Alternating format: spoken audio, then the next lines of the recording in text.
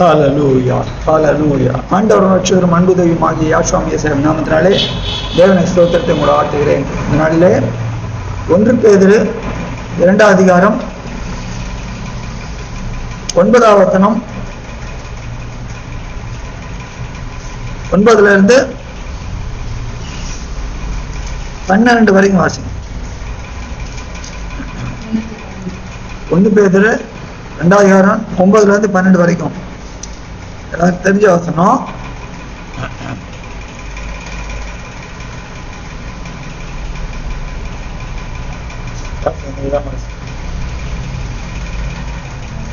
ஒன்று பேதுரு 2 அதிகாரம் 9 இருந்து 12 வரைக்கும்.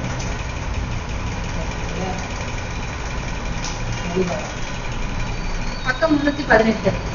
நீங்களோ உங்களை அந்த காலத்திலிருந்து தம்முடைய ஆச்சரியமான ஒளிநடத்திற்கு வாழ வளைத்தவருடைய புண்ணியங்களை அறிவிக்கும்படிக்கு தெரிந்து கொள்ளப்பட்ட சந்ததியாயும் ராஜரீகமான ஆசாரிய கூட்டமாயும் பரிசுத்த ஜாதியையும் அவருக்கு சொந்த ஜனமாயும் இருக்கிறீர்கள். முன்னே நீங்கள் தேவனுடைய ஜனங்களா இருக்கவில்லை, இப்பொழுதோ அவருடைய ஜனங்களா இருக்கிறீர்கள். முன்னே நீங்கள் இரக்கம் பெறாதவர்களா இருக்கிறீர்கள், இப்பொழுதோ இரக்கம் பெற்றவர்களா இருக்கிறீர்கள். பிரியமானவர்களே, அந்நியர்களும் பரதேசிகளுமா இருக்கிற நீங்கள் ஆத்மாவுக்கு விரோதமாய் போர் செய்கிற மாம்ச இச்சைகளை விட்டு விலகி புறஜாதிகள் உங்களை அக்கிரமக்காரர் என்று விரோதமாய் பேசும் விஷயத்தில் அவர்கள் உங்கள் நற்கிரியைகளை கண்டு அவற்றின் நிமித்தம் சந்திப்பின் நாளிலே தேவனை மகிமைப்படுத்தும்படி நீங்கள் அவர்களுக்குள்ளே நல் நடத்தை உள்ளவர்களாய் நடந்து கொள்ளுங்கள் என்று உங்களுக்கு புத்தி சொல்கிறேன்.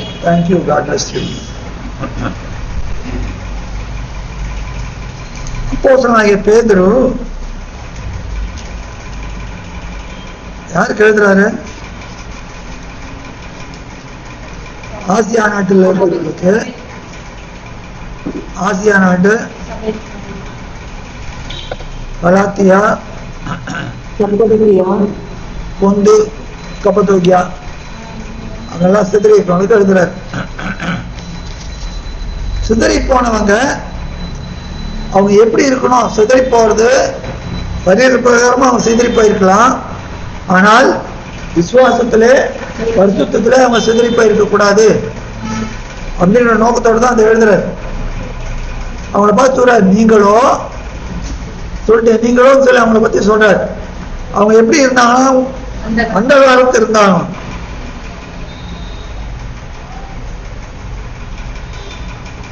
அந்த காலத்துல இருந்து ஆச்சரியமான ஊழியத்துக்கு வயலத்தோடைய புண்ணியங்களை அறிவிக்கும்படிக்கு 2 காரியங்கள் பார்க்க போறோம்.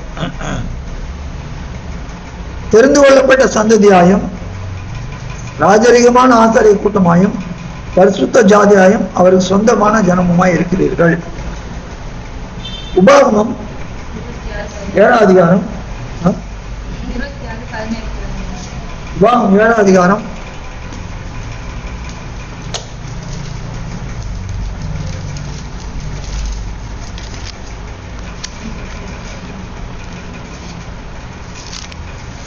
6ஆம் வசனம் பாருங்க.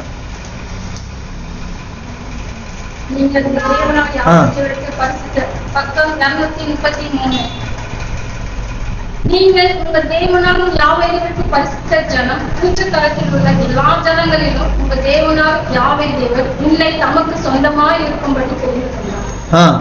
எப்படி நமக்கு சொந்தமாய் இருக்கும்படி தெரிந்து கொண்டார். யார் சொல்றாரு? இது மோசே சொல்றாரு. என்ன சொல்றாரு? சொந்த ஜனமா இருக்கும்படி தெரிந்து கொண்டார். இது நடந்ததோ?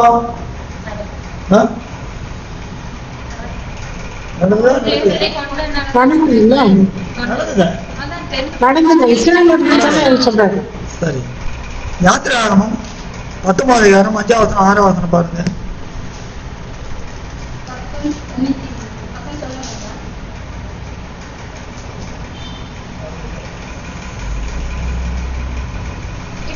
நீங்கள் என் வாக்கை உள்ளபடி கேட்டு என் உடன்படிக்கையை கைக்கொள்ளுகிறானால் சகல ஜனங்களிலும் நீங்களே எனக்கு சொந்த சம்பத்தாய் இருப்பீர்கள். பூமி எல்லாம் என்னுடையது. நீங்க எனக்கு எப்படி இருப்பீங்க? சொந்த சம்பத்தா இருப்பீர்கள். இந்த சம்பத்துன்ற வார்த்தைக்கு மூல பாஷையில என்ன வார்த்தை? செகுலா. செகுலான்னா என்ன அர்த்தம்? சுய சம்பாத்தியம். சுய சம்பாத்தியம். தேவன் தனக்கு சுய சம்பாத்தியம் இல்ல. சுய சம்பாத்தியம். சுய சம்பாத்தியம் இல்ல. ஸ்வர்கிய சம்பாத்தியம். செகுலானா என்ன அர்த்தம்? ஹெப்சிபா. சொந்த ஜனங்கள், நம்முடைய சொந்த ஜனங்கள். ஹெப்சிபா.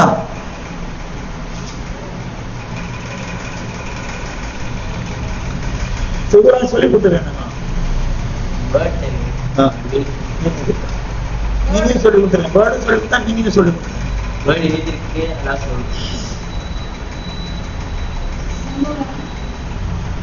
இங்கிலீஷ்ல சொல்ல போனா மோஸ்ட் ட்ரெஷர்டு அப்படின்னா உச்சிதமான பொக்கிஷம், எனக்கு பெஸ்ட், உச்சிதமான பொக்கிஷம், மோஸ்ட் ட்ரெஷர்டு. செகுலானா பெஸ்ட்.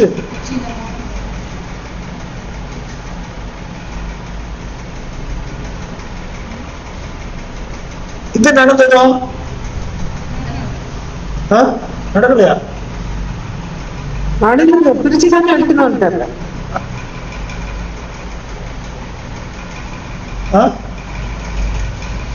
சொல்லுங்க, கொஞ்சம் பேர் தான் இருக்கும், சொல்லுங்க. இது நடந்ததோ?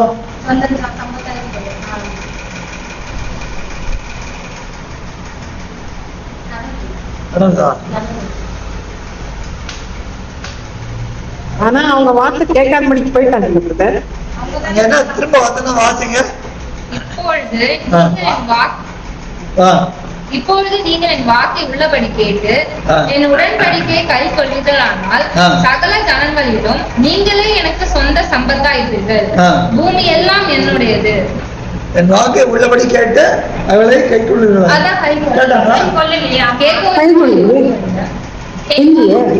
ஆனா அங்க என்ன பாதி நடந்திருக்கு, பாதி நடக்கல.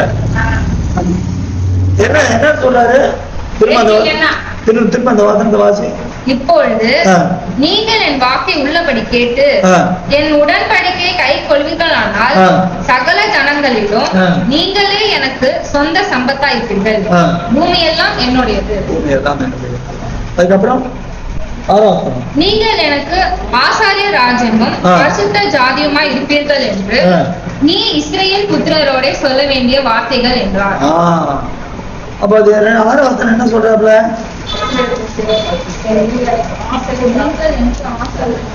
ஆசாரிய ராஜ்யமும் பரிசுத்த ஜாதியுமா. இது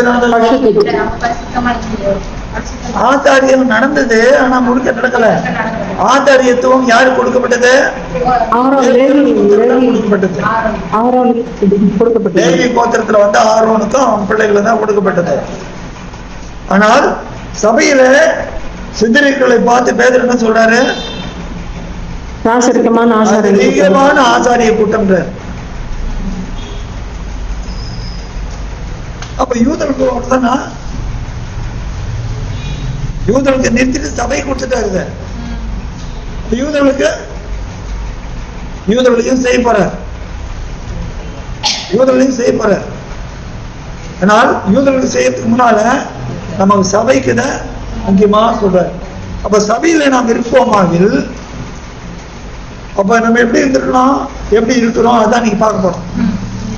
நம்ம சபையில இருப்போமாவில் எப்படி இருப்போம்? தேவனுடைய புண்ணியங்களை அழைத்த தேவனுடைய புண்ணியங்களை அறிவிக்கும்படி தெரிந்து கொள்ளப்பட்ட ராஜனிக சொந்த ஜனங்களாய். அப்போ எப்படி நம்ம அதுல இந்த சபையில இருக்கிறோம்னா இப்படி இருக்கிறோம், நம்ம இருக்கிறோமா இல்லையா, அதனால நம்ம செக் பண்ண போறோம். நம்ம தேவன் எங்க எடுக்கிறாரு? அந்த காலத்துல இருந்து எடுக்கிறாரு. கொலோசியர் 1:13 வாசிங்க.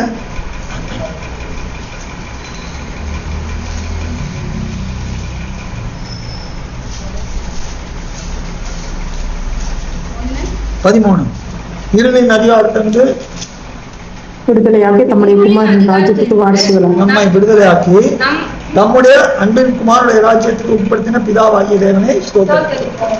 சரி. ஸ்தோத்திரிப்போம். அப்போ நம்மகிட்ட இப்ப என்ன இருக்கு? நம்ம சபையின் அம்சங்கள் இருக்குதா இல்ல இருளின் அம்சங்கள் இருக்குதா? நம்ம இருளில இருந்து அவர் கொண்டாண்டாருன்னு சொல்றோம், சபையில கொண்டாந்து சேர்த்திருக்காருன்றோம். ஆனா நம்மகிட்ட என்ன இருளின் கிரியைகள் இருக்குதா? அதான் பார்ப்போம். இருளின் கிரியைகள் என்ன? தேவனுக்கு பிரியமில்லாத காரியம். Very good. தேவனுக்கு பிரியமில்லாத காரியங்கள்.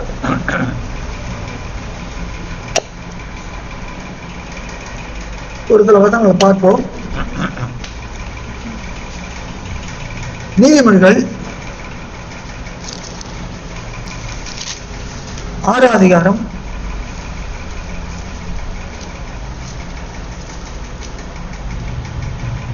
16 19 வரைக்கும் பாருங்க. 6 காரியங்களை யாவை தேவன் கூறுகிறார். ஏழாம் அவருக்கு அருவருப்பானவைகள்.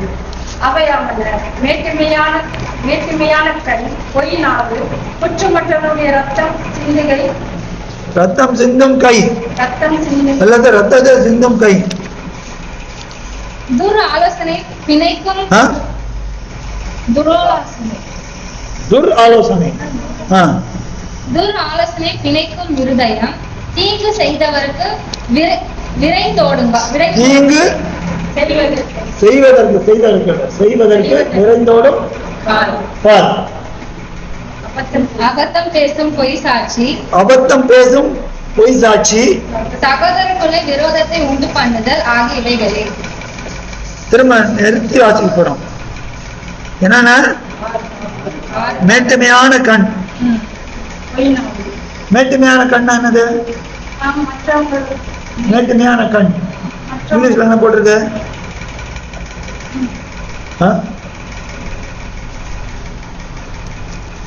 மேட்டுமையான கண்.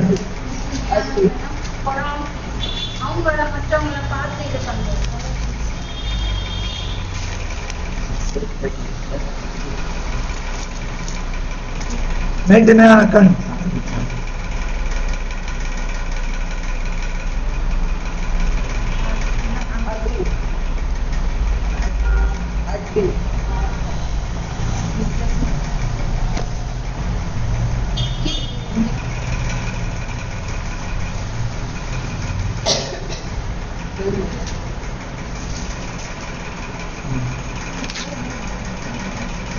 அது என்ன போட்டிருக்கு? சொல்லுங்க, என்ன வருஷம் இங்கிலீஷ்ல எழுதுறாங்க? நீதிமொழிகள் 6, 14, 19. அதுல 17ஆம் வசனம் மேட்டுமையான கண். 6:17.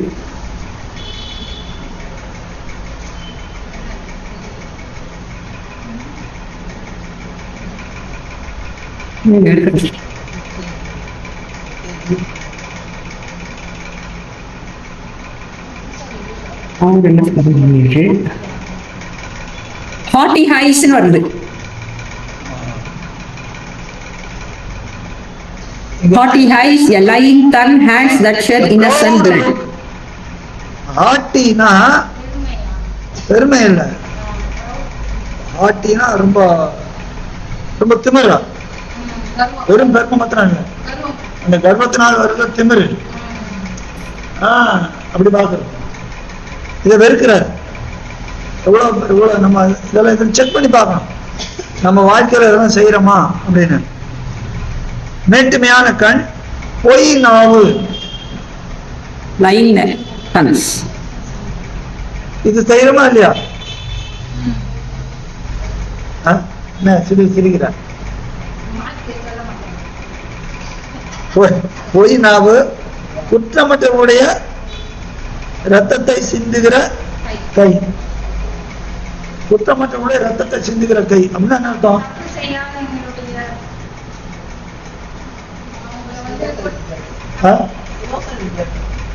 அது தைரியமா இல்லையா? குற்றமற்றவருடைய ரத்தத்தை சிந்துகிற கை தைரியமா இல்லையா?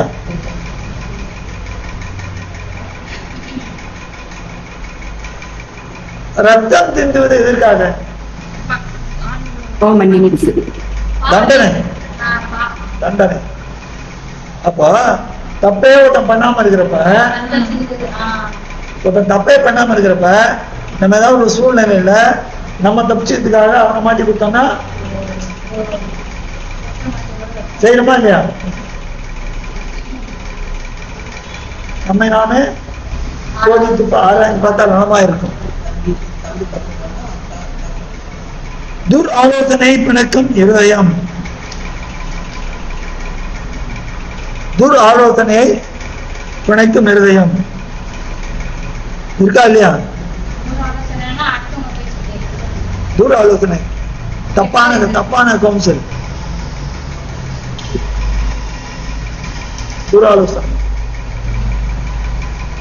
தீங்கு செய்வதற்கு விரைந்தோடும் கால். தீங்கு செய்வதற்கு விரைந்து ஓடும் கால். என்ன சைலண்டா இருக்கீங்க? அங்கேயே எல்லாம் silent. Vijaya sister silent, Hephzibah silent.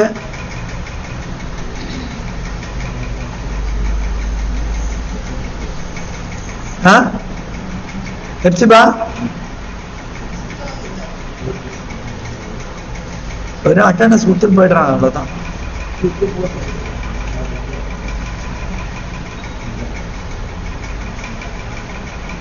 தீங்கு செய்வதற்கு விரைந்தோடும் கால் அப்படின்னா என்ன அர்த்தம்? தீங்கு எது? தீங்கு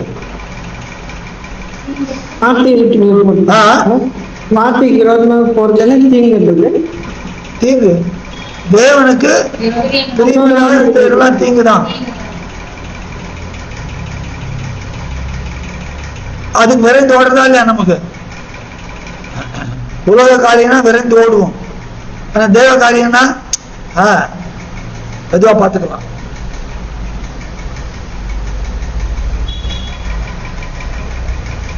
அபத்தம் பேசும் பொய் சாட்சி.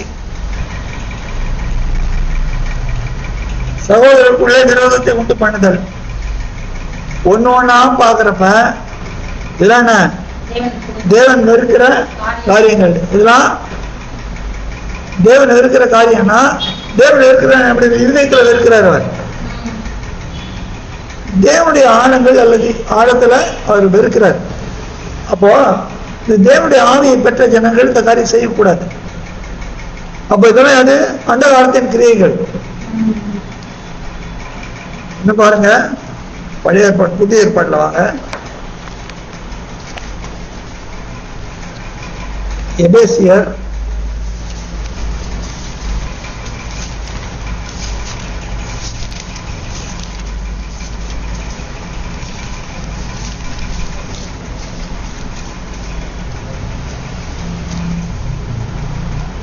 4வது அதிகாரம்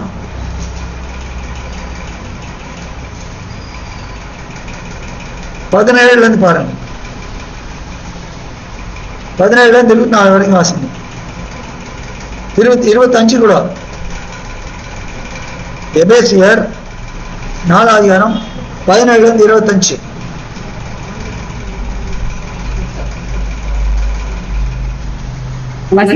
வாசிங்க. ஆதலால் தேவனுக்குள் ஆண்டவருக்குள் நான் உங்களுக்கு சாட்சியாக சொல்லி எச்சரிக்கிறது என்னவெனில், மற்ற புறஜாதிகள் தங்கள் வீணான சிந்தையிலே நடக்கிறது போல நீங்கள் இனி நடவாமல் இருங்கள். அவர் ஒரு நிமிஷம் சரி வாசிங்க, 25 வரைக்கும் வாசிங்க.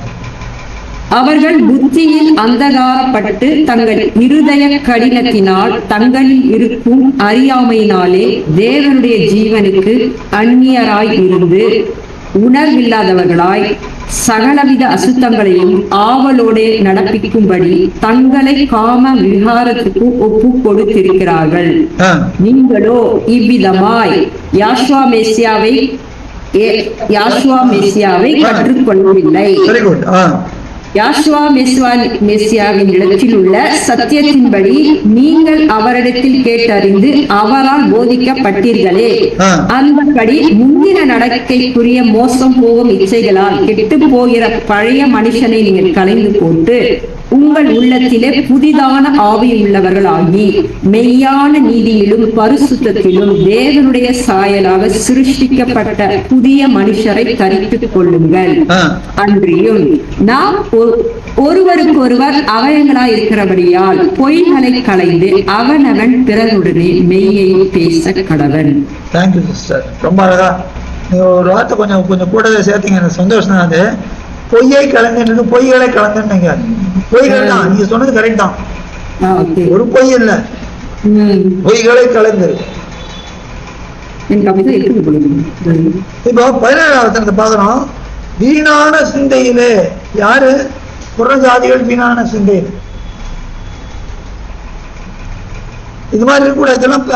இதெல்லாம் அந்த காலத்தின் கிரியைகள். நீங்க முன்ன அப்படிதான் இருந்தீங்கன்ற வீணான சிந்தை. என்ன வீணான சிந்தை?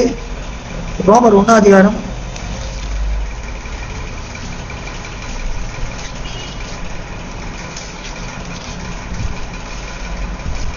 21ஆம் வசனம் பாருங்க.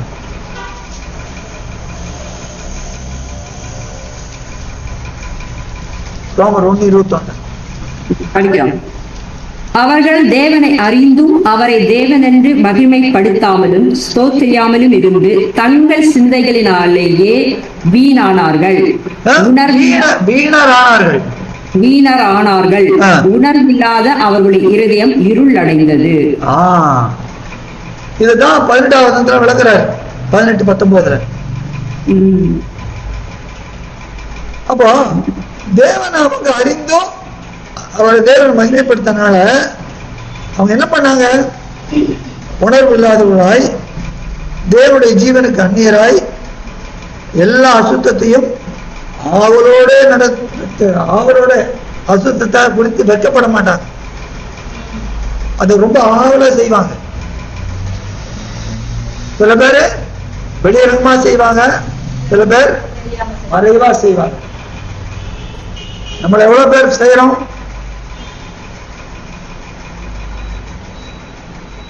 சில பேர் வெளியில ரொம்ப பக்தி வேஷமா காணப்படுவோம். அவங்கவுங்க இருதயத்தை பார்க்கணும். நீ இருதயத்தை எங்க ஓட்டுறாங்க? நிறைய பேரு செல்போன்ல ஓட்டுறாங்க. உங்க இருதயம் எங்கே, உங்க பொக்கிஷம் எங்கே, உங்க இருதயம் இருக்குதுன்றார். அப்போ செல்போனை பார்த்தா தெரியும் அதுல என்னென்ன அசிங்கம்லாம் வருதுன்னு. செல்போனு, கம்ப்யூட்டரு, இதெல்லாம் யாரும் பார்க்காத நேரத்துல என்னென்ன பாக்குறாங்க, என்னென்ன பேசுறாங்க. இதெல்லாம் அந்த வார்த்தை கிரியை.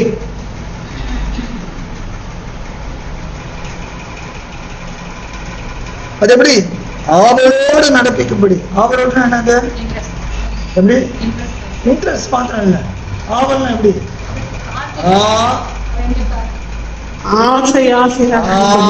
எப்படி?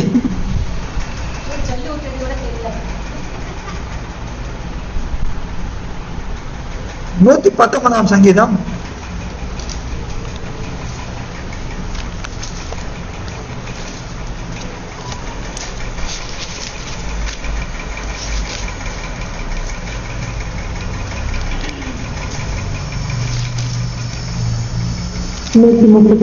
131 வசனம் பாருங்க.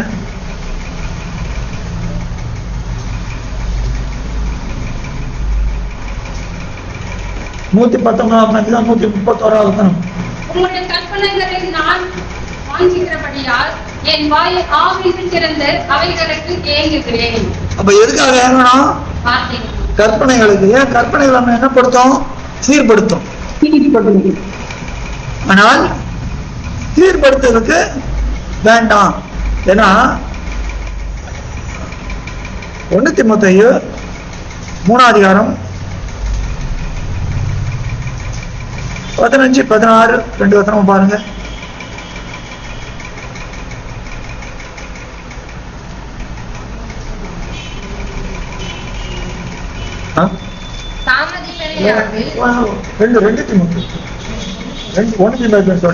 ரெண்டு தீமோத்தேயு 2 தீமோத்தேயு 3ஆம் அதிகாரம் 14, 15, 16. யாசுவா பற்றி விசுவாசத்தினாலே ஆ. உன்னை ரட்சிப்புக்கு ஏற்ற ஞானம் உள்ளவர்களாக்கத்தக்க பசுத்த வேத எழுத்துக்களை நீ சிறுவயது முதல் அறிந்திருக்க வேண்டும் என்று உனக்கு தெரியும். ஆ, தேவ காரியங்கள் எல்லாம் ஆ. வேத காரியங்கள் எல்லாம் ஆ.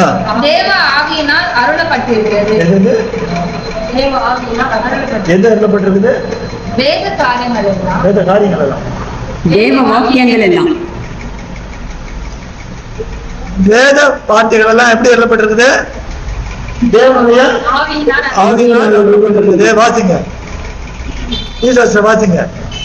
தேவ வாக்கியங்கள் எல்லாம் தேவ ஆவியினால் அருளப்பட்டிருக்கிறது. ஆ. தேவனுடைய மனுஷன் தேறினவாகவும் தேவனாகவும், ஆ, எந்த நற்கிரியம் செய்ய தகுதியுள்ளவனாகவும் இருக்கும்படியாக ஆ. ஆகைகள் உபதேசத்திற்கும் கடிந்து கொள்ளுதலுக்கும் சீர்திருத்தலுக்கும் நீதியை படிப்பிதற்கும் பிரயோஜனம் உள்ளவையாய் எது இருக்கிறது. எதுக்கெல்லாம் பிரயோஜனமா? உபதேசத்திற்கும் உபதேசத்துக்கு கடிந்து அடித்துக் கொள்ளுதலுக்கும் கொள்வதற்கும் சீர்திருத்தலுக்கும் நீதியை இந்த நாளைக்கு நீ சொன்னா யாருக்கும் பிடிக்காது. பிடிக்காது. ஆமா. வேற தான் சொல்லுங்க, சொல்லாதீங்க. நீ செய்யாதது பாவம் இல்ல, வேற தான் சொல்லுங்க. எனக்கு அதான் தெரியும். எனக்கெல்லாம் தெரியும். அப்ப இதுக்கு வாய் திறக்க மாட்டாங்க. எதுக்கு வாய் திறப்பாங்க? நீ நான் சாகரத அசுத்தத்தை செய்யறதுக்கு ஆவலா இருக்கிறான். அப்ப இதெல்லாம் அந்த காலத்தின் கிரி. நம்ம நினைக்கிறோம் தெரியாது, மற்றவங்களுக்கு தெரியாதுன்ட்டு. மற்றவங்களுக்கு தெரியாம மறைக்கிறான். உன் தாய் தகப்பனுக்கு தெரியாம மறைக்கிறான். உன் சகோதர சகோதரிக்கு, உன் பிள்ளைக்கு, அப்பா அம்மாவுக்கு தெரியாம, பிள்ளைகளுக்கு தெரியாம. ஆனா 2 பேருக்கு தெரியும். நீ மறைவிடங்களில் செய்கிற காரியங்களை இந்த காலம். ஒரு நாளும் மறைக்க முடியாது. அது அந்த காலத்தின் கிளியாக தூக்கி போட்டுருவார். தேவன் நமக்கு எச்சரிக்கிறார்.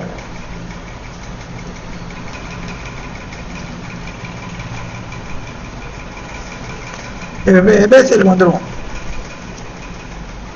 நீங்களும் இவ்விதமாய் மேசியாவை கற்றுக்கொள்ளவில்லை. அப்போ அந்த காலத்துல இருக்கிற மாதிரி இல்ல. நீங்க அந்த காலத்துல இருந்திருந்தீங்கன்னா அங்கேயே இருக்கு. தேவன் என்ன பண்ணிட்டாரு?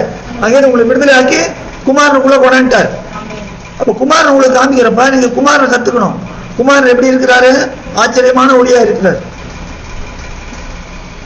இவ்விதமாய் எப்படி அந்த காலத்துக்கு ஏற்ற மாதிரி அவரை கத்துக்கல, கிறிஸ்துவை கற்றுக்கொள்ளுதல்.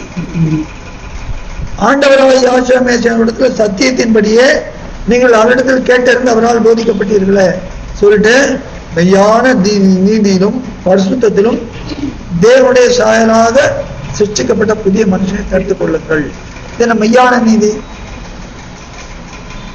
மெய்யான நீதி எதனது? நம்ம நீதி எல்லாம் கண்டனம் குப்பையமா இருக்கிறதுக்கு தேவ நீதி தானே மெய்யானது. அவருக்குள்ள தானே நமக்கு உசிதமாக நீதிமான்கள் ஆக்கப்பட்டுதான். 2 Corinthians 5:20. மெய்யான நீதின்றது என்னன்னா, இப்ப நான் ஒரு குடிகாரன் இருக்கான்னு வச்சுங்க. இந்த குடிகாரன் போய் சொன்னா குடிக்கிற தப்புனா அவனுக்கு என்ன அது கிடையாது. அவன் ஏதாவது ஒரு சாஜாப் சொல்லுவான். ஒரு தப்பு பண்ணிட்டு சொன்னா அது சாஜாப் சொல்லுவான். அது காரணம் சொல்லுவான். அது ரைட்டா தப்பான்றது ஒவ்வொருத்தருக்கும் அது ரிலேட்டிவ் டேர்ம்பாங்க. உன் பார்வையில் தப்பு, என் பார்வையில் ரைட்டும்பாங்க. ஆனா தேவனுடைய பார்வையில் எதுவோ அதுதான் நீதி, அதுதான் மையான நீதி. அது உலகத்துல அனுபவிச்சிருந்தா கூட தேவனுடைய பார்வையில் தப்புனா அது தப்பு தான். உதாரணத்துக்கு இந்தியாவில் கூட இருக்கு, வெஸ்டர்ன் கண்ட்ரிஸ்லாம் ப்ராஸ்டிடியூஷன் லீகலைஸ்டா இருக்குது. ஹோமோசெக்சுவலிசம் லீகலா இருக்குது. ஆனா அது உலக நீதியா இருக்கலாம். ஆனா தேவனுடைய பார்வையில அது நீதி இல்லை. அப்ப அது மெய்யான நீதி கிடையாது. எங்க கண்ட்ரியில் அலோவ் பண்றாங்கன்னு சொல்லிட்டு போலாமா? புரியுதா உங்களுக்கு? மெய்யான நீதின்றது தேவன் என்ன சொல்றாரோ அதுதான். மெய்யான நீதியிலும் பரிசுத்தத்திலும், பரிசுத்தம் வேணும். இதெல்லாம் சொல்லிட்டு ஒருவருக்கு ஒரு அவைகளா இருக்கிறபடியால் பொய்களை கலைந்து. இப்போ என் கைக்கு இருக்குது, நான் அப்படி கிள்ளினான்னு வச்சுக்கோங்க, இந்த கிள்ற கிள்ளு வலி எப்படி எங்க வரும்? தலையில் தெரியும், உடம்புக்கு தெரியும். இது கிட்ட இதுக்கு மாத்திரம் தெரியுமா? அதே உடம்புலாம் அவயங்களா இருக்கிறோம். அப்ப நமக்குள்ளேயே ஒருத்தர் போய் சொல்லிட்டாங்கன்னா அப்ப நமக்குள்ள என்ன இருக்குது? அந்த காலத்தின் கிரியை. நம்ம இன்னும் சபையில வரலன்னு அர்த்தம். ஆச்சரியமான உடைக்கு வரல, வந்த மாதிரி நடிக்கிறோம், வந்த மாதிரி நடிக்கிறோம், வர்றோம், சபையில வரோம். ஆனா என்ன பண்றோம்? சபைக்கு தலை யாரு? அவர் நமக்குள்ள இல்ல, அவர் நமக்குள்ள இல்ல. என்ன நடிக்கிறோம் நம்ம இந்த காரியங்கள்? அது கழித்து போடணும். ஒருத்தர் போய் சொன்னா கண்டிப்பா மேசியா நமக்குள்ள இல்லை.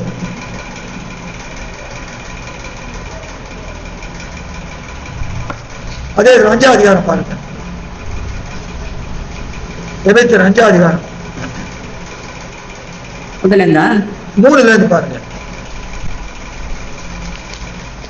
மேலும் பரிசுத்தவான்களுக்கு ஏற்றபடி வேசித்தனமும் மற்றெந்த அசுத்தமும் பொருளாசையும் ஆகிய இவைகளின் பேர் முதலாய் உங்களுக்குள்ளே சொல்லப்படவும் கூடாது. அப்படியே எப்படி அவைகளின் பேர் முதலாய் உங்களுக்குள்ளே சொல்லப்படக்கூடாது. பரிசுத்தவான்களுக்கு என்னென்ன ஏற்புடையதா இருக்குன்னா வேசித்தனம், அசுத்தம், பொருளாசை. வேசித்தனம்னா நம்புறது நல்ல கேள்வி. இங்கிலீஷ் என்ன போட்டிருக்க?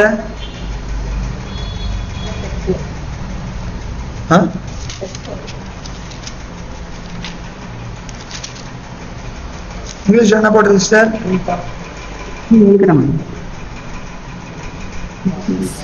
Fornication.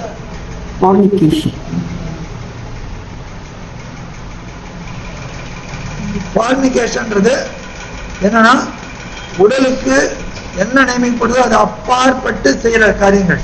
அது இதுல செக்ஷுவல் இம்மாராலிட்டி போடுது. ஆமா, அதான் செக்ஷுவல் இம்மாராலிட்டி தான். அதான் fornication.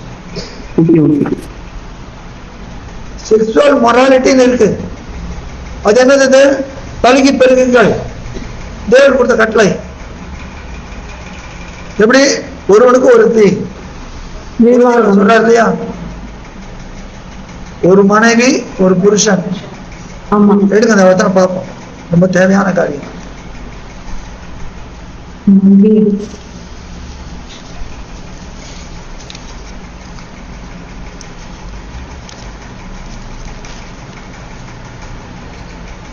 ஏழாம் அதிகாரம், 7ஆம் அதிகாரம்.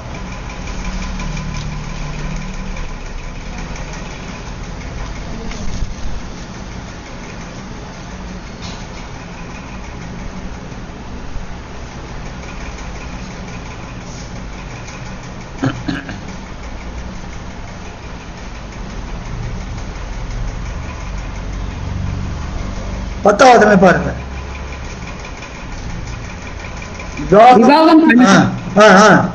விவாகம் பண்ணி கொண்டவர்களுக்கு நான் அல்ல, தேவனே கட்டளையிடுகிறதாவது, மனைவியானவள் தன் புருஷனை விட்டு பிரிந்து போக கூடாது. பிரிந்து போனால் அவள் விவாகம் இல்லாதிருக்க கடவள், அல்லது புருஷனோட ஒப்புரவாக்க கடவள். புருஷனும் தன் மனைவியை தள்ளி விடக்கூடாது. மற்றவர்களை குறித்து தேவன் அல்ல, நானே சொல்லுகிறதாவது. அப்போ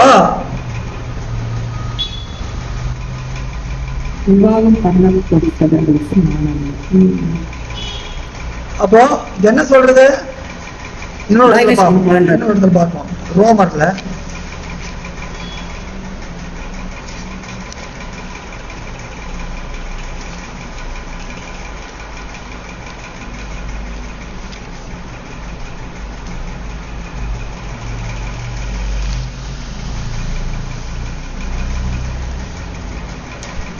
ரோமர் 7ஆம் அதிகாரம்.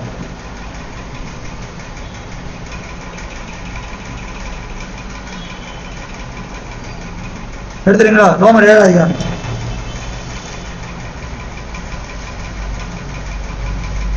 ரெண்டுல இருந்து வாசிங்க. 2, 3. அது எப்படி என்றால், புருஷனையுடைய ஸ்திரீ தன் புருஷன் உயிரோடு இருக்கும் அளவும் நியாய பிரமாணத்தின்படியே அவனுடைய நிபந்தனைக்கு உட்பட்டிருக்கிறாள். புருஷன் மரித்த பின்பு புருஷனை பற்றிய பிரமாணத்தினின்று விடுதலையாய் இருக்கிறாள். ஆகையால் புருஷன் உயிரோடு இருக்கையில் அவள் வேறொரு புருஷனை விவாகம் பண்ணினால் விபச்சாரம் எண்ணப்படுவாள். புருஷன் மரித்த பின்பு அவன் அந்த பிரமாணத்தினின்று விடுதலை ஆனபடியால் வேறொரு புருஷனை விவாகம் பண்ணினாலும் விபச்சாரி அல்ல. அப்ப இங்க என்ன சொல்றாரு? ஒரு ஸ்திரீயோ ஒரு புருஷனோ ரெண்டு பேருக்கு அப்ளை ஆகும். ஒரு ஸ்திரீ ஒரு புருஷனோட விவாகம் பண்ணி இருக்கல, வேறொருவனோட விபச்சாரம் கண்ணால பார்த்தாலே விபச்சாரம். வேறொருவனை நினைத்தால் வேறொருவனோட தவறான தொடர்பு வச்சுட்டா அது தப்பு. அதே போல ஒரு புருஷன் ஒரு மனைவியோடு இருக்கிறப்ப வேறு ஒருத்தியோடு எந்த வித தொடர்பு கொண்டாலும் மனத்தில் வச்சுட்டாலும் சரீர பிரகாரமாவே இல்லை வச்சு அது என்னது? அதுவும் விபச்சாரம் தான். வேதம் நம்ம கேட்டு இதெல்லாம் மாம்சத்தின் கிரியைகள், அந்த காலத்தின் கிரியைகள். அதான் செக் பண்ணி பார்க்கணும். அப்போ வேசித்தனம் இது விபச்சாரம். வேசித்தனம் என்னன்னா இஷ்டமா பண்றது. ஒரு புருஷனுக்கு ஒரு ஸ்திரீ இருக்குது, இதுதான் நியமனம்.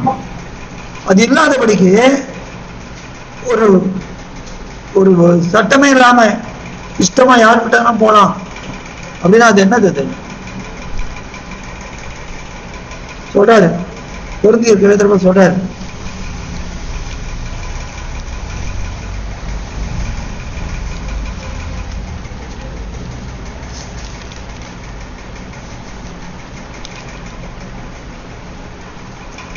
ஒண்ணு கொஞ்சம் 6வது எடுங்க.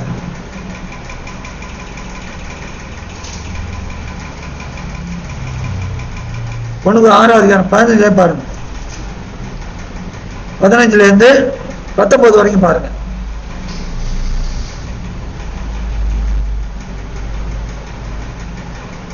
உங்கள் சரீரங்கள் யாஷுவா மெசியாவின் அவயங்கள் என்று அறியீர்களா?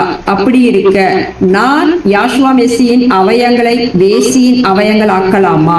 அப்படி செய்யலாகாதே. வேசியோடு இசைந்திருக்கிறவன் அவளுடனே ஒரே சரீரமாய் இருக்கிறான் என்று அறியீர்களா?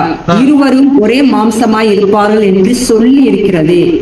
அப்படியே தேவனோடு இசைந்திருக்கிறவனும் ஆண்டவரோடு இசைந்திருக்கிறவனும் அவருடனே ஒரே ஆவியாய் இருக்கிறான்.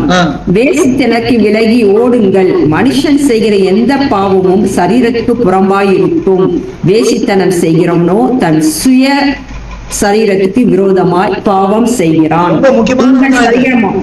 வேசித்தனத்துக்கு விலகி ஓடுங்கள். மனுஷன் செய்கிற எந்த பாவமும் சரீரத்துக்கு புறம்பாய் இருக்கும். வேசித்தனம் செய்கிறவனோ தன் சுய சரீரத்துக்கு விரோதமா பாவம் செய்கிறான். இதுல சொல்றாரு, மனுஷன் செய்கிற எந்த பாவம் சரீரத்துக்கு புறம்பாய் இருக்கும் அப்படின்னு நான் வெளியே உடம்பு அந்த பாடியில செய்யணும். அவுட் சைடு மற்றவங்களை கெடுக்கிறது, மற்றவங்களோட இச்சிக்கிறது, மற்றவங்களோட ப்ராப்பர்ட்டி புடுங்கிறது, ஓகே ஓகே ஓகே, மற்றவங்களை கொலை பண்றது, இதெல்லாம் மற்றவங்களோட அழ வைக்கிறது, இதெல்லாம் சரி. ஆனா வேசித்தான் இது எப்படி சரீரத்துல செய்யறது? விரோதமா, சரீரத்துக்கு விரோதமா பாவம் செய்யணும். ஒரு ஒரு தகாத விதத்துல சரீர உறவு கொள்ளுகிறவனோ கொள்ளுகிறவளோ அது என்னது? தனக்கு சரீரத்துக்கு விரோதமா பாவம் செய்யுது. இது சரீர உறவு கொண்டாடுன்னா இது பழைய ஏற்பாட்டுல அப்படி. ஆனா புதிய ஏற்பாட்டுல ஆண்டவர் என்ன சொல்லிட்டாரு? ஒருவன் ஒரு ஸ்திரீயை அல்லது ஒரு ஸ்திரீ ஒரு புருஷனை நிச்சயோட பார்த்தால் நான் உங்களுக்கு சொல்லுகிறேன். இப்ப எவ்வளவு ஷார்ப்பா இருக்கு பாருங்க. இப்ப நம்மகிட்ட என்ன அந்த வார்த்தை கிரியைகள் இருக்குதா?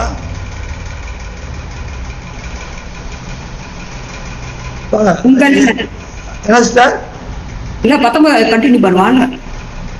படிங்க. உங்கள் சரீரமானது நீங்கள் தேவனாலே பெற்றும் உங்கள் தங்கதியும் இருக்கிற உங்களில் தங்கி இருக்கிற பரிசுத்தாவினுடைய ஆலயமா இருக்கிறது என்றும் நீங்கள் உங்களுடையவர்கள் அல்லவென்றும் அறியீர்களா? கிரயத்துக்கு கொல்லப்பட்டீர்களே, ஆகையால் தேவனுக்கு உடையவைகளாகிய உங்கள் சரீரத்தினாலும் உங்கள் ஆவியினாலும் தேவனை மகிமைப்படுத்துங்கள். இன்னொரு அதனோட வாசிங்க. 1 தெசலோனிக்கர் 4 அதிகாரம்.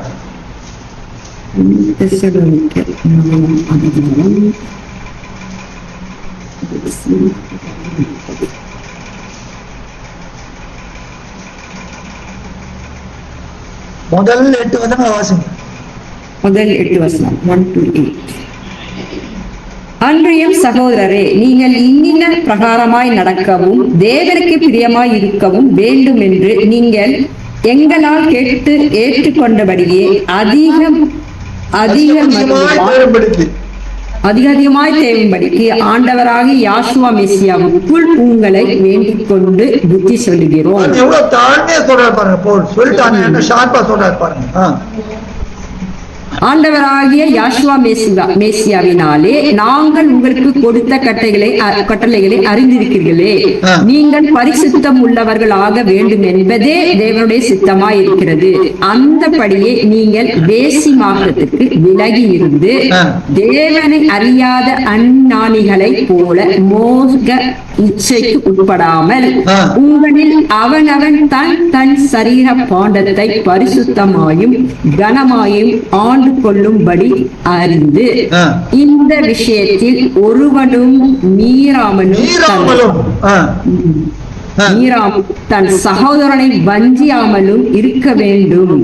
முன்னமே நாங்கள் உங்களுக்கு சொல்லி சாட்சியாக எச்சரித்தபடியே இப்படிப்பட்ட விஷயங்கள் எல்லாவற்றையும் குறித்து யாவே தேவன் நீதியை சரி கட்டுகிறவராய் இருக்கிறார். தேவன் நம்மை அசுத்தத்திற்கல்ல பரிசுத்தத்திற்கே அழைத்திருக்கிறார். ஆகையால் அசட்டை பண்ணுகிறவன் மனுஷனை அல்ல, தமது பரிசுத்த ஆவியை நமக்கு தந்தருளின தேவனையே அசட்டை பண்ணுகிறான். பாருங்க, இந்த 6ஆம் வசனத்தை சொல்றாரு பாருங்க. இந்த விஷயத்தில் ஒருவனும் மீறாமலும் தன் சகோதரனை வஞ்சியாமலும் இருக்க வேண்டும். சகோதரன் மாத்திரம் இல்ல, இது என்ன அர்த்தம்? சகோதரனை வஞ்சியாமல் இருக்க வேண்டும்னா செக்ஷுவல் டிசைர். என்னது சகோதரனை வஞ்சியாமல் இருக்க வேண்டும்னா, இப்போ ஒரு ஏன் ஒரு ஒருத்தர் இருக்கிறாரு, பீன் ஒருத்தர் இருக்கிறாரு சபையில. ஏன் வந்து பியோட ஒய்ஃப தகாத இது பார்த்தாங்கன்னா அப்ப பிக்கு வந்து துரோகம் பண்றாரு. ஏன் பி சகோதரர் பிக்கு துரோகம் பண்றாரு. இதே ஸ்திரீகளுக்கும் பொருந்தும். இந்த விஷயத்தில் ஒருவரும் மீறாமலும் தன் சகோதரியை வஞ்சியாமலும் இருக்க. அப்படி படிக்கணும் நம்ம. இது புருஷன் எல்லாரும். அப்போ தேவன் சொல்லிட்டா நம்ம அசுத்தத்துக்கு பரிசுத்தத்துக்கு அழைத்திருக்காங்க. ஏன் பரிசுத்தம் இல்லாம பார்க்க முடியாது. நான் பரிசுத்தராக நீங்களும் எனக்கு கேட்ட பரிசுத்தராக இருங்கள். இவ்வளவு காரியம் சொல்றாரு பாருங்க. வாங்க திரும்ப எபேசியர் 5ஆம் அதிகாரம்.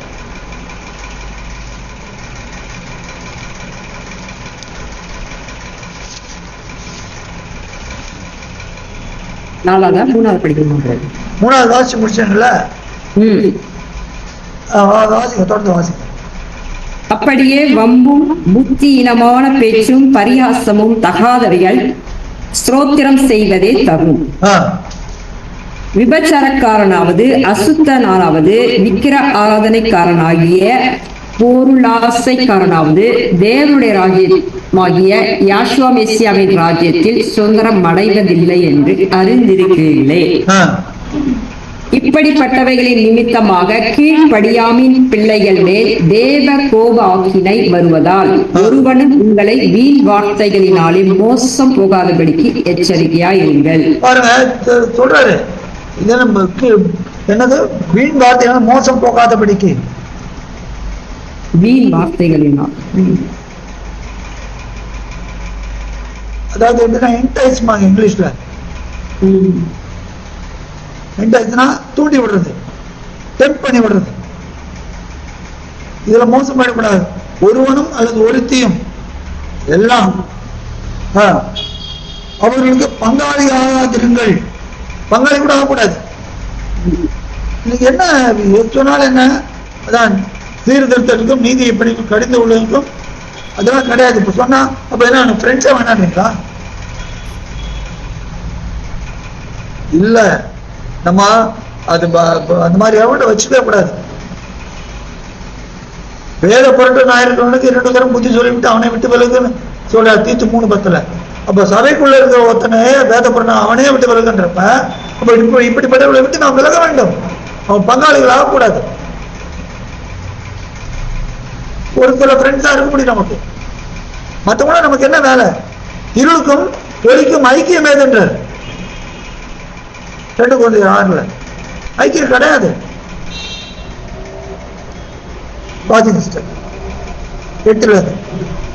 முற்காலத்தில் நீங்கள் அந்தகாரமாய் இருந்தீர்கள், இப்பொழுதும் முற்காலத்துல எல்லாம் செஞ்சுட்டு இருந்தீங்க.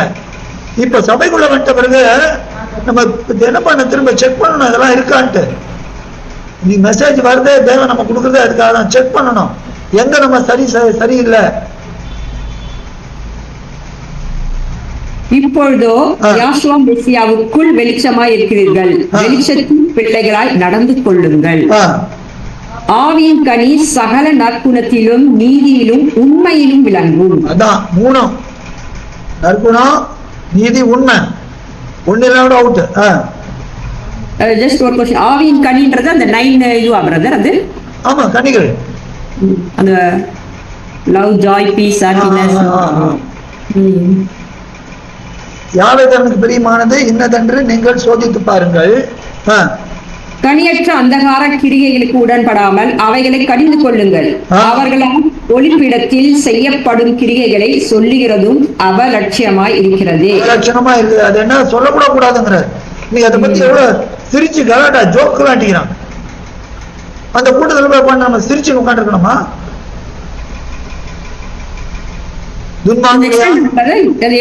ஒளிப்பிடத்தில் செய்யப்படும் கிரிகைகளை சொல்லுகிறதுக்கும் தப்பான காரியத்தை பத்தி ஜோக்கெல்லாம் சொல்லுவாங்க. ஒளிப்பிடம் அப்படின்னு. ஆமா, ஒளிப்படத்தில் செய்யறதுன்னா ஒளிப்படத்தில் செய்யப்படுகிற கிரியைகள், அதாவது சபையில சொல்றீங்களா? சபையில இல்ல, ஒளிப்படத்துல தப்பா மறைஞ்சிட்டு செய்யற தப்பான காரியங்கள். Okay okay okay okay. அது சொல்றது அசிங்கமா இருக்குது. அவைகள் எல்லாம் கடிந்து கொள்ளப்பட்டு வெளிச்சத்தினால் வெளியரங்கமாகிறதெல்லாம் வெளிச்சமாய் இருக்கிறது. அவருடைய பார்வைக்கு மறைவானவர்கள் எல்லாத்தையும் ஒன்றாலும் பட்டமா வெளியாக்கப்படாத மறைபொருளும் இல்லை, அறியப்படாத ரகசியமும் இல்லை என்றார். இன்னைக்கு வேணா மறைக்கலாம், ஆனா பட்டவர்த்தமா கொண்டாந்துருவார். என்ன சார்? இல்ல புரியுது பிரதர், புரியுதான். அப்ப அப்படிப்பட்ட கிரியைகளை பத்தி சொல்றது அசிங்கமா இருக்குன்றார். ஆனா நீங்க அந்த மாதிரி ஜோக்க நம்ம எங்க நம்ம காலேஜ் ஃப்ரெண்ட்ஸோ இல்ல ஆபீஸ் ஃப்ரெண்ட்ஸோ இல்ல வீட்டு பக்கத்துல இருக்கிற ஃப்ரெண்ட்ஸோ இல்ல பார்க்ல உட்காந்துக்கிற ஃப்ரெண்ட்ஸோ இல்ல ஹோட்டலுக்கு போற சந்திக்கிற ஃப்ரெண்ட்ஸோ ஸ்கூல்ல இருக்கிற ஃப்ரெண்ட்ஸோ இந்த ஜோக்லாம் சொன்னாங்கன்னா நம்ம மோட்ட திருப்பி நாங்க நவந்துடணும். இவளுக்கு பங்காளிகளாக இருக்கின்ற கஷ்டம்தான் இந்த உலகத்துல, ஆனா அப்படிதான் வாழணும். அதனால நம்ம கல்லெறிஞ்சு கொண்டாலும் சரி, நோவாவை எப்படி கிண்டல் பண்ணிருப்பாங்க. இந்த காலம் அப்படித்தான் இருக்குது. எது சொன்னாலும் நேற்று ஒண்ணு இல்லை, கார் சர்வீஸ் கொடுக்க போயிருந்தேன், கொடுத்துட்டு டெலிவரி எடுக்க போயிருந்தேன். அப்ப அந்த டெப்போ மேனேஜர் சொல்றாரு, உங்களை இதுக்காக சொல்லணும், இன்னைக்கு காலம் எப்படி இருக்குன்னா சார், ஒவ்வொரு இந்த வேலை பண்றவங்களுக்குலாம் ஒரு செல்போன் வேணும், ஒரு 2 வீலர் வேணும், ஒரு பொண்ணு வேணும்.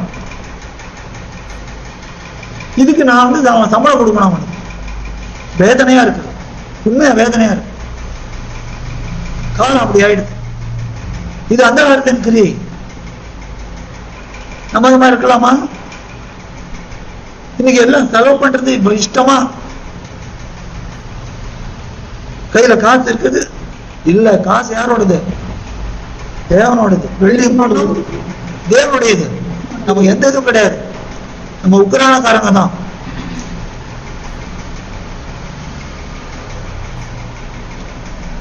தனியற்ற அந்தகார கிரியைகளுக்கு உடன்படாமல் அவைகளை கடிந்து கொள்ளுங்கள்.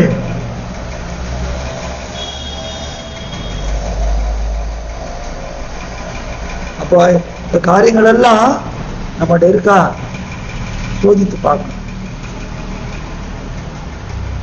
நம்ம இல்ல பிரதர், இல்ல சிஸ்டர், நான் அப்படி இல்லை அப்படின்னு இதுலதான் சில காரியம் எடுக்கலாம் நம்ம கிட்ட.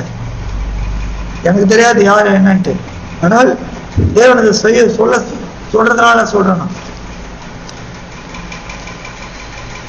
ஏன் தேவனது இதெல்லாம் சொல்றாரு? 1 யோவான் 1ஆம் அதிகாரம் 5ஆம் வசனம் பாருங்க. 5-17 வரைக்கும் பாருங்க.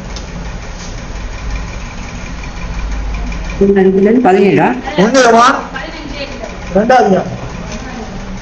1 யோவான் 2ஆம் அதிகாரம்.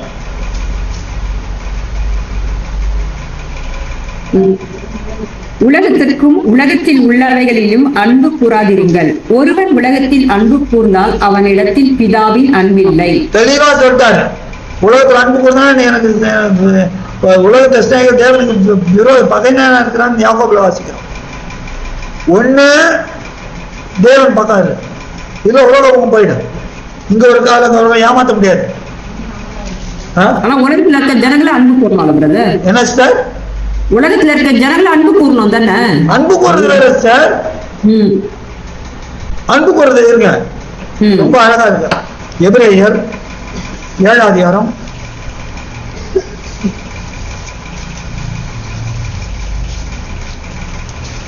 26ஆம் நம்பர்.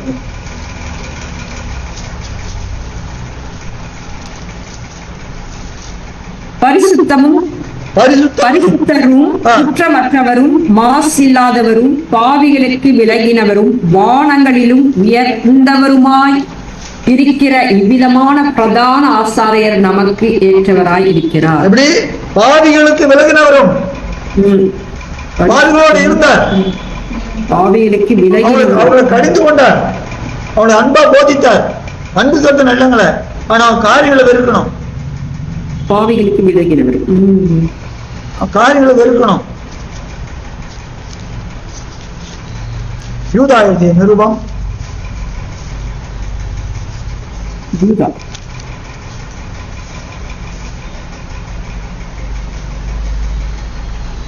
21ஆம் வசனம் 20 வாசிங்க.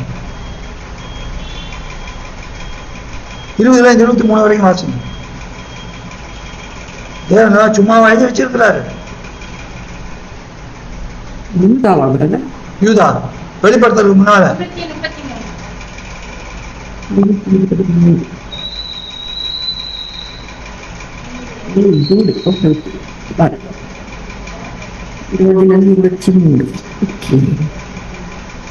நீங்களோ பிரியமானவர்களே, உங்கள் மகா பரிசுத்தமான விசுவாசத்தின் மேல் உங்களை உறுதிப்படுத்திக் கொண்டு பரிசுத்த ஆவிக்குள் ஜெபம் பண்ணி தேவனுடைய அன்பிலே உங்களை காத்துக்கொண்டு நித்திய ஜீவனுக்கு ஏதுவாக நம்முடைய ஆண்டவராகிய யாஷுவா மெஸ்ஸியாவினுடைய இரக்கத்தை பெற காத்திருங்கள். அல்லாமலும் நீங்கள் பகுத்தறிந்துள்ளவர்களாய் இருந்து சிலருக்கு இரக்கம் பாராட்டி சிலரை அக்கினியில் இருந்து இழுத்து விட்டு பயத்தோட ரட்சித்து மாம்சத்தால் கரைப்பட்டிருக்கிற வஸ்திரத்தையும் வெறுத்து தள்ளுங்கள். நீங்க அவளுக்கு இழுத்து விடுங்க, ஆனா அந்த வஸ்திரத்தால் நீங்க கரைப்பட்டு நீங்க மாட்டிக்கூடாது. பகுத்தறிவிலா தேவன் ரொம்ப ஸ்ட்ரிக்ட். அதுல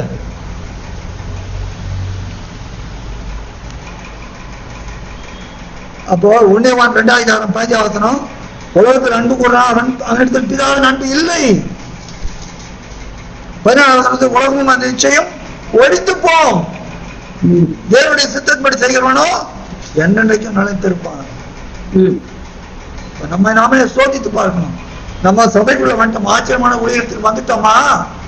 இல்ல வந்தவங்க போல வர்றோம் வந்து, ஆனா என்ன ஆகும், எப்படி இருக்கிறாங்க நிறைய பேரு. லூக்கா 8ஆம் அதிகாரம் எடுங்க.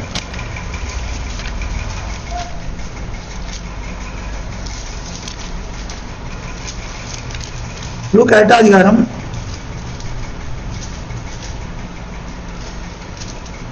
11 14 வரைக்கும் 15 வரைக்கும் பாருங்க. அந்த உவமையின் கருத்தாவது, விதை தேவனுடைய வசனம். வழி அருகே விதைக்கப்பட்டவர்கள் வசனத்தை கேட்கிறவர்களாய் இருக்கிறார்கள். அவர்கள் விசுவாசித்து ரட்சிக்கப்படாதபடிக்கு பிசாசனவன் வந்து அவ்வசனத்தை அவர்கள் இருதயத்திலிருந்து எடுத்து போடுகிறான். கற்பாறையின் மேல் விதைக்கப்பட்டவர்கள் கேட்கும் போது சந்தோஷத்துடனே வசனத்தை ஏற்றுக்கொள்கிறார்கள். ஆயினும் தங்களுக்குள்ளே வேர்கொள்ளாதபடியினால் கொஞ்ச காலம் மாத்திரம் விசுவாசித்து சோதனை காலத்தில் பின்வாங்கி போகிறார்கள். முள்ளுள்ள இடங்களில் விதைக்கப்பட்டவர்கள் வசனத்தை கேட்கிறவர்களாய் இருக்கிறார்கள். கேட்டவுடனே போய் பிரபஞ்சத்திற்குரிய கவலையினாலும் ஐஸ்வர்யத்தினாலும் சிற்றின்பங்களினாலும் நெருக்கப்பட்டு பலன் கொடாதிருக்கிறார்கள். நல்ல நிலத்தில் விதைக்கப்பட்டவர்கள் வசனத்தை கேட்டு அதை உண்மையும் நன்மையுமான இருதயத்திலே காத்து பொறுமையுடனே பலன் கொடுக்கிறவர்களாக இருக்கிறார்கள். 16. ஒருவனும் விளக்கை கொளுத்தி அதை ஒரு பாத்திரத்தினாலே மூடவும் மாட்டான், கட்டிலின் கீழே வைக்கவும் மாட்டான். உள்ளே பிரவேசிக்கிறவர்கள் அதன் வெளிச்சத்தை காணும்படிக்கு அதை விளக்கு தண்டின் மேல் வைப்பான். வெளியரங்கமாகாத ரகசியம் இல்லை, அறியப்பட்டு வெளிக்கு வராத மறைப்பொருளும் இல்லை. நீங்கள் பொதுவா இதுல இந்த 14ஆம் வசனம் ரொம்ப முக்கியம் நமக்கு இந்த மெசேஜுக்கு. 14.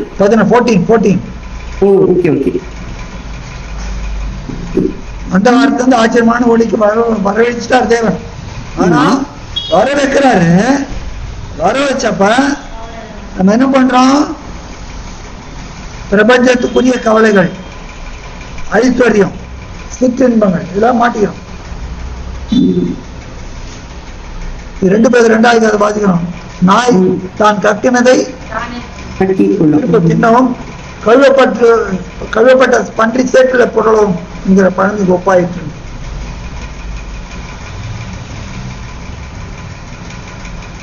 அப்போ என்ன, உலகத்து காரியங்கள் நம்மளை மேற்கொள்ளவே விடக்கூடாது. உலக ஐஸ்வர்யம், உலக கவலைகள், சிற்றின்பம், உலக அல்ப சந்தோஷம் இதெல்லாம் நம்மளை மேற்கொள்ள விடவே கூடாது. நாம் எங்கே இருக்கிறோம்? உலகத்துல தேவனுடைய ஆண்டவரத்துல இருக்குமா, உலகத்துல இருக்கமா? சோதித்து பார்க்கணும். உலகத்துல இருந்து அந்த காலத்துக்கு கிரியை. யோவான் 3ஆம் அதிகாரம் 19-22 பாருங்க.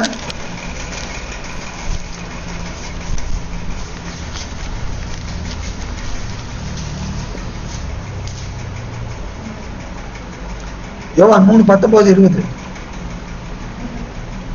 21 கூட வாசிக்கணும். 19. ஒளியானது உலகத்திலே வந்திருந்தும் மனுஷருடைய கிரியைகள் பொல்லாதவர்களாய் இருக்கிறபடினால் அவர்கள் ஒளியை பார்க்கிலும் இருளை விரும்புகிறதே அந்த ஆக்கினை தீர்ப்புக்கு காரணமாய் இருக்கிறது. பொல்லாங்கு செய்கிற எவனும் ஒளியை பகைக்கிறான், தன் கிரியைகள் கண்டிக்கப்படாதபடிக்கு ஒளியின் இடத்தில் வராதிருக்கிறான். கண்டிக்கப்படாதபடிக்கு எப்படி கண்டிப்பாங்க? வேத வாக்கியங்கள் எதுக்கு? திருத்தத்துக்கும் கடிந்து கொள்ளாத, நான் உண்ட வரல, என்னை கடிந்து கொள்ளாத.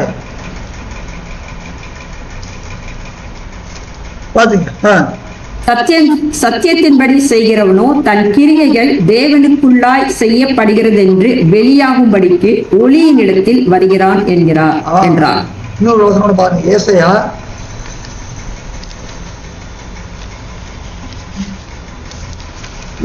8ஆம் அதிகாரம்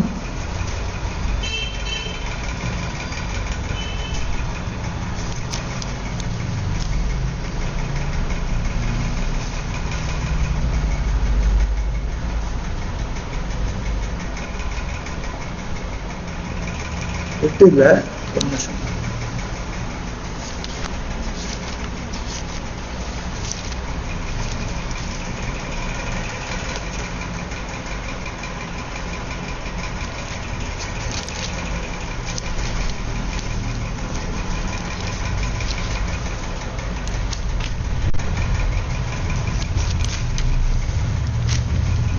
ஏசாயா 30ஆம் அதிகாரம் 8 இருந்து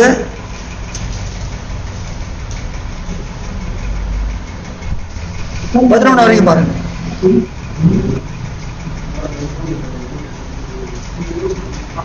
இப்பொழுது நீ போய் இது பிற்காலத்துக்கு என்றென்றைக்கு இருக்கும்படி இதை அவர்களுக்கு முன்பாக ஒரு பலகையில் எழுதி ஒரு புஸ்தகத்தில் வரை. எப்படி இவர்கள் பிற்காலத்துக்கு என்றைக்கு இருக்கும்படிக்கு அப்பயே தீர்க்கமா சொல்லிட்டார்.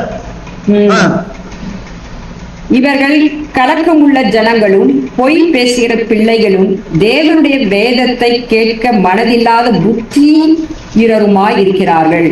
இவர்கள் தரிசனக்காரரை நோக்கி தரிசனம் காண வேண்டாம் என்றும் ஞான திருஷ்டிக்காரரை நோக்கி யதார்த்தமாய் எங்களுக்கு தரிசனம் சொல்லாமல் எங்களுக்கு இதமான சொற்களை உரைத்து மாயமானவைகளை திருஷ்டியுங்கள் என்றும் நீங்கள் வழியை விட்டு பாதையின்றி விலகி இஸ்ரவேலின் பரிசுத்தரை எங்கள் முன்பாக இராமல் ஓய பண்ணுங்கள் என்றும் சொல்லுகிறார்கள். புரியுது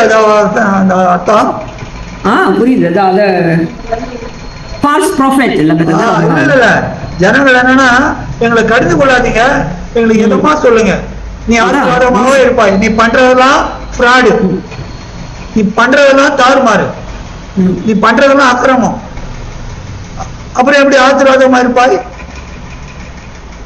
அப்ப ஆசீர்வாதமா இருப்பாய். ஜனங்க அதான் கடித்து கொள்ளாத, லவ்வா சொல்லு. அப்படிதான் வழி நாங்க திருத்திக்க மாட்டோம், திருத்திக்க மாட்டோம், எங்களுக்கு ஏத்த மாதிரி நீ சொல்லணும், சொல்லக்கூடாது. எங்களுக்கு அதான் நேற்று அந்த கார்காரர் சொன்ன மாதிரி தான் இருக்கு. சம்பளம் பத்திரம் கூட, ஆனா நான் இதெல்லாம் இப்படிதான் பண்ணுவோம், எங்களுக்கு இதுதான் எங்க ஸ்டைல் ஆஃப் லைஃப். இந்த ஜென்ரேஷன் அவ்வளவு மோசமா போச்சு. இந்த சந்ததியை எப்படி நியாயத்துக்கு போறாரு தெரியல. அவ்வளவு மோசமான சீர்கெட்ட சந்ததி, எங்க பார்த்தாலும் அப்படிதான் இருக்கு. தேவ பயமே இல்லாத சந்ததியா போச்சு. வேதனையோடு சொல்லுகிறேன்.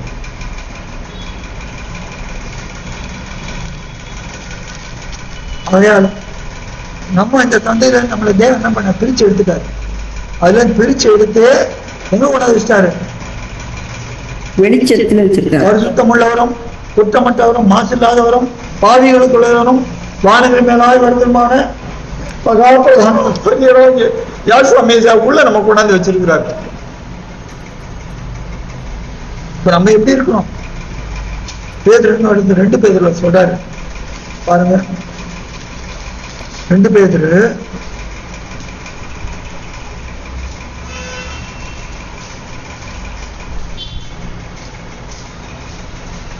10ல இருந்து பாருங்க, 10ல இருந்து 14 வரைக்கும். 2 பேதுரு 2 பேதுரு 3ஆம் அதிகாரம் 10ல இருந்து 14.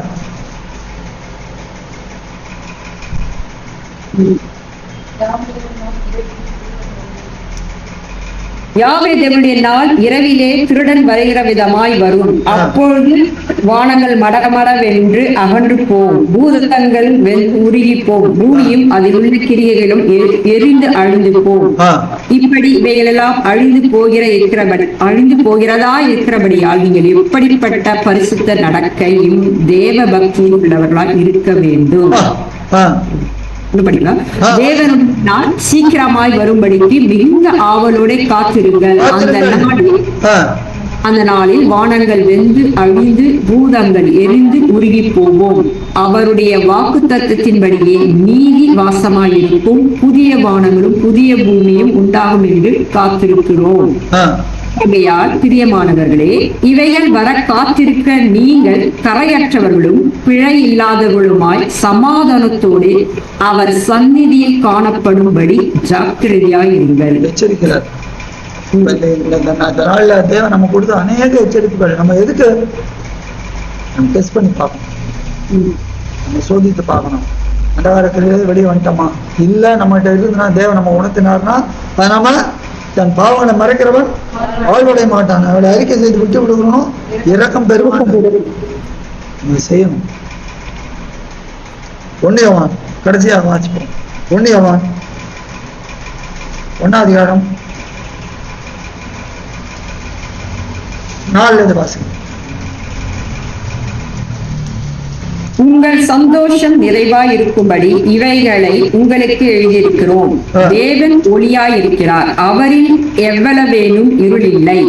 இது நாங்கள் அவரிடத்தில் கேட்டு உங்களுக்கு அறிவிக்கிற விசேஷமாய் இருக்கிறது.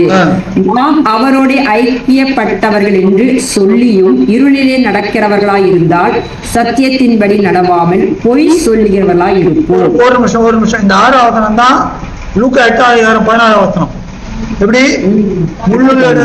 வர்றாங்க பாருங்க. நாம் அவரோடு ஐக்கியப்பட்டவர்கள் என்று சொல்லியும், ஆனா உள்ளுக்குள்ள என்ன உட்கார்ந்துருக்குது? உள்ளுக்குள்ள மேசியா இல்ல, உலகம் உட்கார்ந்துருக்குது.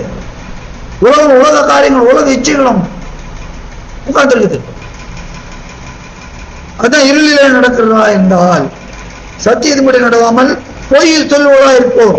பாருங்க என்ன எச்சரிக்கிறார் பாருங்க. தொடர்ந்து வாசிங்க, பயங்கரமா இருக்கும். வாசிக்கிறப்ப கூர்ந்து வாசிச்சாதான் தெரியும். அவர் ஒளியில் இருக்கிறது போல நாமும் ஒளியிலே நடந்தால் ஒருவருக்கொருவர் ஐக்கியப்பட்டிருப்போம். அவருடைய குமாரனாகிய யாசுவா மெசியாவின் ரத்தம் சகல பாவங்களையும் நீக்கி நம்மை சுத்திகரிக்கும். நமக்கு பாவம் இல்லை என்போமானால் நம்மை நாமே வஞ்சிக்கிறவர்களாய் இருப்போம், சத்தியம் நமக்குள் இராது. நம்முடைய பாவங்களை நாம் அறிக்கையிட்டால் பாவங்களை நமக்கு மன்னித்து எல்லா அநியாயத்தையும் நீக்கி நம்மை சுத்திகரிப்பதற்கு அவர் உண்மையும் நீதியும் உள்ளவராய் இருக்கிறார். அதான் ரொம்ப முக்கியம். நாம் பாவம் செய்யவில்லை என்று என்போமானால் நாம் அவரை பொய்யாக்குகிறவர்களாய் இருப்போம், அவருடைய வார்த்தை நமக்குள் இராது. ரொம்ப முக்கியம். நம்ம பாவம் நம்ம அந்தகாரத்திலே இருந்ததுதான் தேவன் வெளிப்படுத்தினார்னா அறிக்கையிட்டு அவர்கிட்ட கேட்டுலாம். நீதிமொழி 30:20 பாருங்க.